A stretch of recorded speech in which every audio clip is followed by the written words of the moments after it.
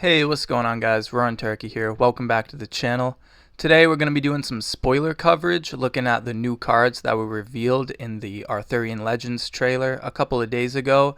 Arthurian Legends is the next set coming up for Sorcery. It comes out October 4th, and I'm really excited for it. It has been almost a year that we've had beta. It's been a phenomenal set. I'm not like hurting for Arthurian Legends, but I'm really excited to see what this set is going to have, how it's going to shake up the game, and what the future of Sorcery kind of looks like. So we're going to be looking at the cards. I'm going to give you my thoughts on them, mostly from a competitive aspect, although not everybody I know is into competitive Sorcery. It's a fun game for casual as well, but not just a competitive view, but also I want to kind of look at it and see what more we can expect from this set and from the game going forward. So going into it, we're going to start with the first card that was revealed, and that is Wyvern right here. Wyvern is a 6 mana, 5 power flyer. It's a minion with Airborne, and very interestingly, notably, it has 2 types in its little type box there. It's an exceptional beast, off mistaken for a dragon. And this I think is kind of funny because a lot of people and there's a debate in the fantasy genre about wyverns being dragons or not. I believe the official answer is no, but here I am asking if a wyvern is going to be a dragon in Sorcery. Is this going to be a double typed minion? It's a beast and a dragon. I think so, just because you see the word dragon in that subtype thing, but it could just be Eric's Curiosa having a good laugh with us. We don't really know. There's not a whole lot to say about Wyvern. It's just a French vanilla minion. It's a 5 power flyer, but I think it's actually pretty good. I'm comparing it to Amazon Warriors and Highland Clansmen. Amazon Warriors is like the vanilla 5 power minion at 5 mana. Wyvern costs 6, so you're paying 1 to get that Airborne, and I think that's a pretty good deal. I think you take that. Meanwhile, Highland Clansmen, they cost 7. They're 5 power, and they come with Charge. Charge is awesome because it lets you like attack right away. Highland Clansmen, if you're playing it right, they're always going to get in for 5. Wyvern kind of falls right in between these guys. They're in between in mana cost, and they have a good keyword that will make it easier to get in for damage, but you're not getting it right away. I think this card will see play, and specifically I could see it being a good top end in Geomancer decks. Because Geomancer right now, from what we have in beta, there's not a lot of good 6 mana units or just cards in general in Earth. And Geomancer's big strength is how he gets to get to 6 mana without having to draw a sight. And so it'd be really nice for a deck like that to be able to have a strong turn 6 play that can accelerate the tempo for you. And I think Wyvern will be pretty good. Obviously, Geomancer is going to go above 6 mana, but it's going to go over 6 mana. Maybe like on turn 8, you'll have 7 or whatnot. So being able to have a 6 drop on 6 is going to be really strong. Most decks aren't able to do that. Like Geomancer and Pathfinder are the only ones who are. I think Wyvern, maybe you put 2, maybe you put all 3 in a Geomancer deck. And of course, we'll see that dragon typing could come up. We got to look out for other tribal synergies there. They are beasts, they are dragons. And we do know that there is a dragon mini set coming out. We don't really know any more details about it, like when, but I'm sure Wyvern will get better when that set comes out. So moving on now, we've got Witch. Witch is an avatar. This is the first avatar we're seeing from this next set, so that's really exciting. She's a 1 power avatar. She's got 20 life, nothing crazy there. Tap, player draw a sight, but her special ability is a tap ability, and you can curse a target avatar, and then you choose 1 curse. The first one is that their spells cost 1 more to cast on their next turn. The second, they lose 2 life, or that they have -3 power until your next turn. So it's really neat that she has a lot of flexibility in her tap ability. Each ability here you're going to want to be using in different matchups and at different times in the game. When I'm looking at a new avatar, and I'm probably going to ask myself this for every avatar we see, is do I want to play this over Sorcerer? Sorcerer is like kind of like the most generic open-ended avatar that you can get. Sorcerer does kind of ask a couple things from you, like you generally want to play a low mana curve with Sorcerer, but that's about it, and even then you don't need to. So I'm asking, is what Witch bringing better than what Sorcerer is bringing, and in what situations is that? And I think Witch could be really good in a burn deck. I think that lose 2 life ability is probably going to be the most used ability, while the other 2 are kind of situational or timing dependent. That first ability, their spells cost 1 more to cast on their next turn. That can be really devastating if it's played at the right time and against the right decks too. I think of right now the Candlemoss Monks decks where you try to combo off with the Monks and the Golems and the Mechanism. Those decks are usually trying to play all 3 of those cards in 1 turn. You need 8 mana, but if you use this ability on that player when they're at 8 mana, now they need like 11 mana, and they're not going to be able to do that. So you can really like just stop a combo from going off, or just stop like a big turn from happening. I think that first ability is really going to reward game knowledge. If you know what your opponent is doing, know how their deck operates, you're going to use this ability when it's going to mean the most, and it's going to have a big impact. Whereas there's other turns like in the mid game or whatever where this ability won't have an impact. Like how many times have you passed the turn having 2 or 3 mana floating because you cast what you wanted to? And in those types of situations, you're better off using one of the other abilities with this. But again, I think that first ability will really reward game knowledge, and that's really cool. The -3 power, the fact that it affects avatars, means it's going to be really good in those Battle Mage matchups, in the Avatar of Earth matchups. You basically are going to get to shut these guys off as avatars, and like that's just really cool that you have that tacked on. But the generically, like the one you're going to use a lot is that lose 2 life. And I think with that said, Witch is going to be good in a burn deck. And there's another card later down in this list that we're going to see that definitely seems like it is a support card for Witch that sort of amplifies that burn strategy. So I think with Witch, having a tap ability, you are going to want to play a low mana curve, but you can maybe go a little higher than what with Sorcerer. You're oftentimes you want to be like play 2, draw 2, or other direction, draw 2, play 2. But maybe you have like you're packing like more 5 and 4 drops in the Witch deck, and you're only drawing 1 for turn, so you're just playing your hand how you draw it. And then you're just using this lose 2 life, and you're using these other 2 abilities when you need to. We'll see how it shapes up. I'm sure she'll have more support cards in the set, and she's really exciting. I also gotta say the art is amazing. I love that little like claw that she has on her finger, and like the skull bracelet, the ravens all around her is really cool, really pops. Really excited for this. Okay, and moving on, we have Sir Percival. He is the first knight that we're seeing. These the Knights of the Round Table, and he's really exciting. He has 2 additional firsts for this game. It looks at the top right that he has asymmetrical stats. He is a 4 mana 4/5 from what I can tell. I've seen some people saying, oh, we don't know yet that it's attack and defense, but what else would it be, right? It's got to be attack and defense. Meanwhile, he is a multicolored spell. He costs 1, not costs, but he requires 1 air and 2 earth. And so that's exciting. We can look forward to multicolored spells in this set and going forward. He has a Genesis ability where an opponent chooses a site. And then when he enters that site, you draw a card and then you reactivate his Genesis ability.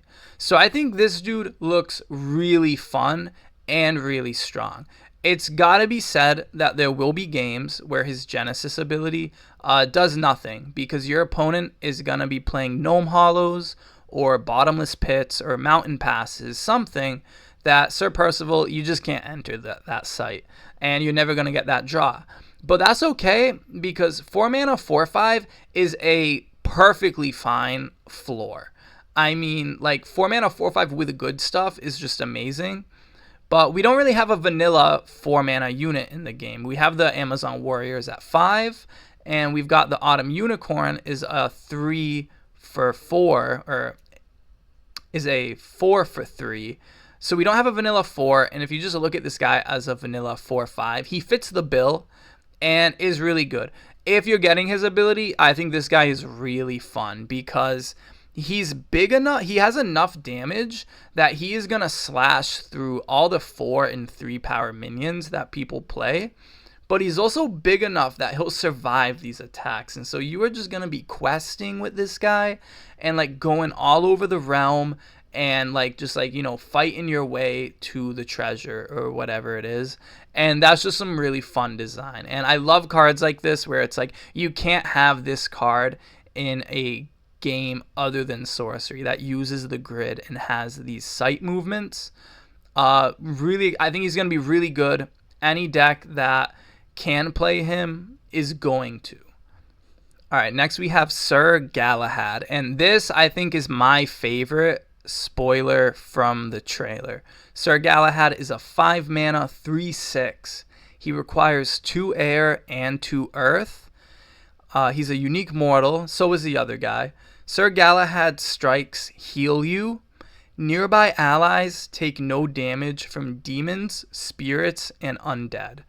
So Nimbus Djinn is in tears when you play this guy, because nothing is getting lightning bolted 10 times by the Nimbus Djinn. Nearby allies, that's going to affect avatars because it doesn't say minions.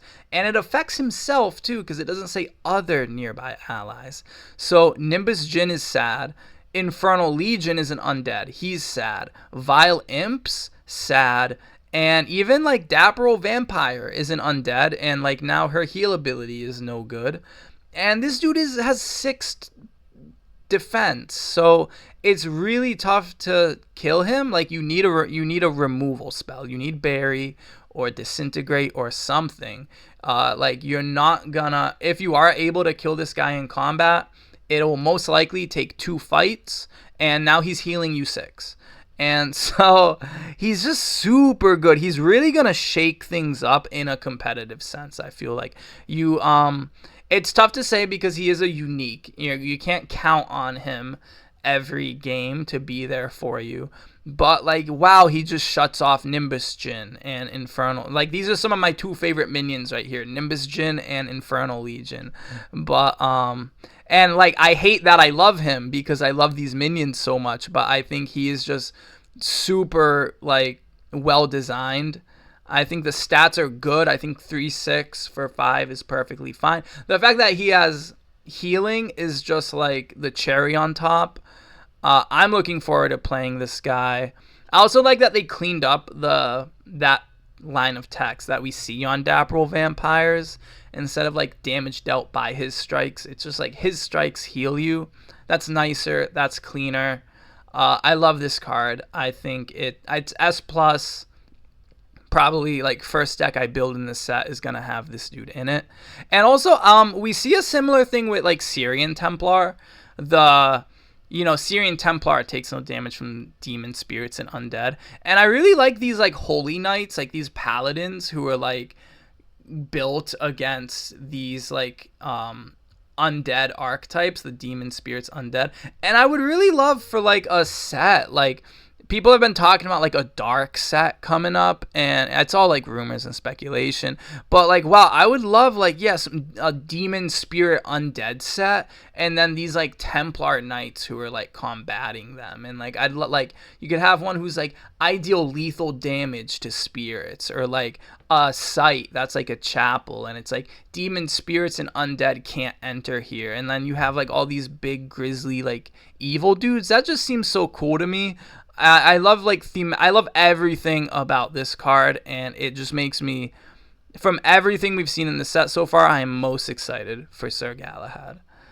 All right, coming up next, we have Queen Guinevere. She's a 4-mana 1/1. She requires one of every element, and once on your turn, you may Queen Guinevere may untap target allied minion. There's a couple of things here to take note of. The first, and I kind of missed it when I was first assessing this card, she does not say nearby. It's target allied minion. So you can maybe do some Phantom Steed stuff and, run her into the void and have this ability pretty safely every turn. One power is tough to protect. A desert kills her. But you do have Royal Bodyguard. I do have that noted there. She's a queen, so Royal Bodyguard can protect her there. But of course, berries and drowns and disintegrates. Royal Bodyguard doesn't stop any of that stuff. So your best bet is a Phantom Steed, and you're going to run her into the void. And she's going to be safe there, and she'll untap a dude for you every turn. There's not a whole lot that I can think of right now of good tap abilities. Ancient Dragon is there, but he's expensive. And Adept Illusionist is kind of cool, where you could like maybe move him to a better position and then tap so that you can like summon your other illusionist like in a better position.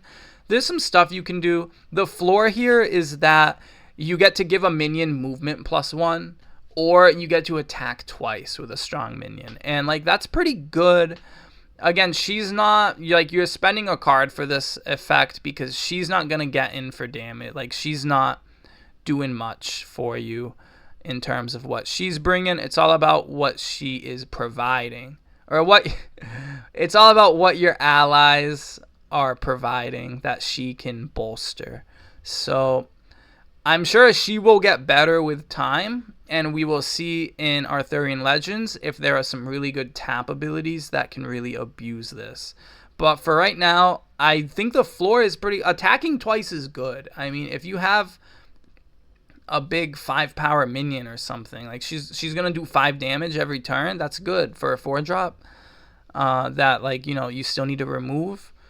I think it's going to be tough to cast her. That is probably her biggest downside. You need 1 of each element. So I don't know, maybe just a color out of space gets the job done.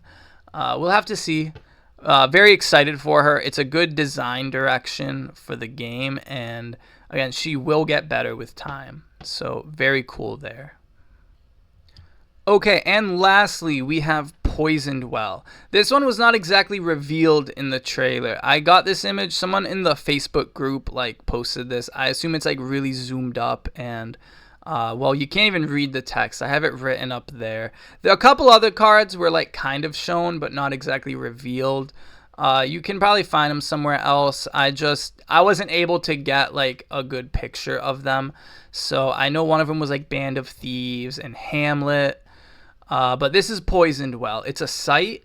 It's a fire site, and it has Genesis. Enemy avatars lose 1 life for each site they control nearby the well. And this is what I was talking about with it seems like a card that was designed with witch in mind. It just has that witchy atmosphere. I think it was shown in the trailer like alongside witch. And it's a bit of a burn card. Enemy avatars lose a life for each site they control near the well. This can get like kind of crazy if you really think of it, like how to to get the most out of it, you could get 7 damage off of a poisoned well. Off of just playing a sight can do 7 damage to an avatar. It's probably not going to do that a lot of the time, especially if you're doing a low mana curve thing with Witch. You're probably going to max out at 3, and you can probably reasonably get 2. This being in the game, it might force people to rethink sight placements, and that's really exciting. Especially, I mean, people already do that. Like, for me, I never play a sight forward when I'm against Avatar of Earth, at least not on turn 2. Or if I'm going first, I always play to the side on turn 2 because I'm not going to play into a Rift Valley. And if you see a Witch on the opposite side of your table, you're going to want to keep Poisoned Well in mind, and you're not going to want to let them, like, blast you for 5. That would feel bad, right? So it's cool. It's gonna make people rethink sight placements a little bit, at least in the matchup. The fact that it gives you attunement is really crazy. When I first saw it, I didn't realize that it gave you fire, and then I was like, wow, that's really good. It is life loss, so it's not a death blow, and I forgot to mention that with the Witch as well. But the Witch's second ability is they lose 2 life. It's not that they take 2 damage. So there's no dealing death blows with this stuff, but that's like totally fine. It would be crazy strong if it was dealing death blows. I think that this will totally see play in the Witch decks, maybe even just some like other like Sorcerer Burn aggro decks. It's not a sight that you're really gonna want to see like in your opening hand. I don't love that. It's why I like Color Out of Space a lot, because Color Out of Space is such a good turn 1 play. This is not a turn 1 play, and it's not really a turn 2 or 3 play either. It's like a turn 4-5 play. So, you know, you might mulligan it if it's in your opening hand, or you're going to be ready to draw some sights early so that you can get to those mana points and make the most of this. But again, I think like you're just playing a sight. If you're able to get 2 damage just playing a sight, I think that's like fine. And like 3 and up is really good. You're lightning bolting someone for a land drop. That's crazy good. I believe it's an exceptional too. I kind of see it there in the bottom right of the card. Exceptional sight. So the fact that you'll have 3 of these in the deck is so bonkers. And it could even have like cool plays with like Earthquake or something, where you're like setting up, you're shifting your opponent's sights around to like give yourself a nice spot. Like cool, very cool sight. And these are the spoilers. They're not really, yeah, no, they're spoilers. They're spoilers. They're not leaks. I think I used that word earlier, and I'm like, nobody leaked it. It was just like revealed. But these are the cards that we saw in the trailer. I'm very excited for the set. It comes out October 4th. If you are excited for Arthurian Legends, let me know how excited you are. I think we've been pretty blessed with beta. We had like 400 cards where they were all so good. Like, so many cards in beta were playable, and the format is still so open, and I think we should be very thankful for that. Like, we're not like 2 months in, like shoehorned into like a meta in strategy. Like, people still don't think that it's not, honestly. Like the format for beta is still not even figured out fully. And like people kind of have an idea what's good and what's strong, but there's still so much to be explored, and I'm just super excited. We've been waiting so long for this set, and we're finally getting some glimpses of it, and I love it. So I don't know if there'll be more spoilers, but if you like this kind of video, let me know if you potentially want to see more of these if we get them.